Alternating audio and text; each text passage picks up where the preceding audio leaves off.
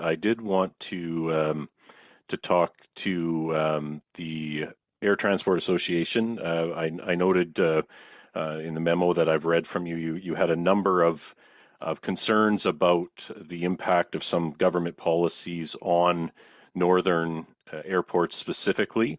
I wanted to get your comments. You talked about, I think in very strong language, about the proposed changes to the APPR, calling them outrageous and that they will result in diminished services and higher costs for air travel in Canada, mostly affecting those in northern and remote communities. So I'm hoping you can give us some comments on that, and if there's time to deal with the concerns about the approach ban that would also disproportionately impact rural and northern airports.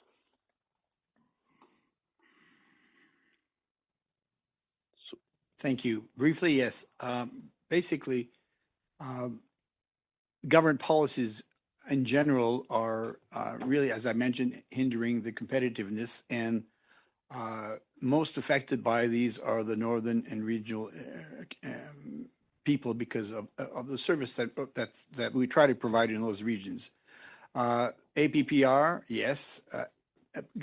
We've had, in the last few years, we've had a number of policies, be it flight and duty time, be it APPR. Immigration right now also is really hurting us. These are all policies that are doing anything but contribute to our competitiveness, and we're really asking the government to give us a break here when we're trying to do things, and we would expect the government policy to be helping us rather than hindering us.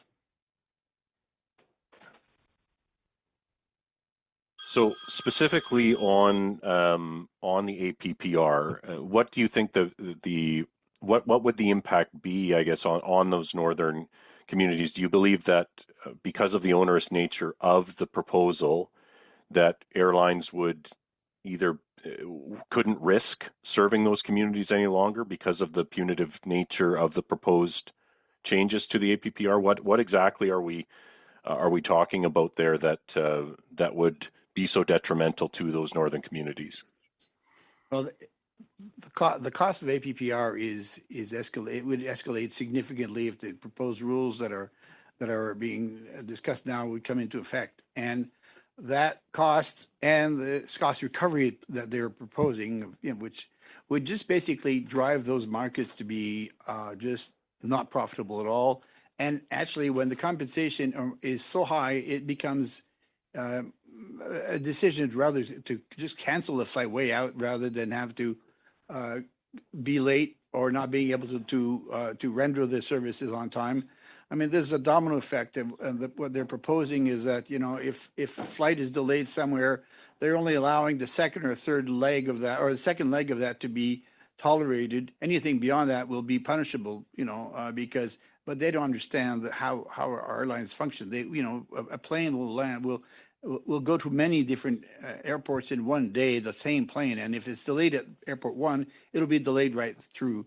And we're just not getting comprehension from the regulator as far as that goes. So all these things accumulated are just not helping our northern carriers because they work with small short legs many times, or many legs in a day, and all these regulations are just not adapted to them, and they'll drive costs up to the point where people will be really saying, well, certain routes are not profitable, we just can't do them anymore.